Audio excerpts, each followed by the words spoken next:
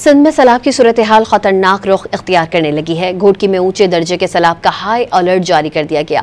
अगले 2 रोज के दौरान कश्मीर में तुंदो तेज लहरों के गुड्डू बिराज से टकराने की पेशगोई कर दी गई है। सैलाब की सरकश लहरें तेजी से सेवन की जानिब भी बढ़ रही हैं। इस वक्त गुड्डू बिराज पर ऊंचे, सक्खर बिराज पर दरमियाने, जबकि कोटरी पर निचले दर्जे के सैलाब हैं। कंदकोट, घोटकी, सक्खर, नौशेरो फिरोज, दादू में गैर मामूली सूरत हाल का सामना है। सिंध में सैलाब की सूरत हाल खतरनाक रुख इख्तियार करने लगी है। घोटकी में ऊंचे दर्जे के सैलाब का हाई अलर्ट जारी कर दिया गया।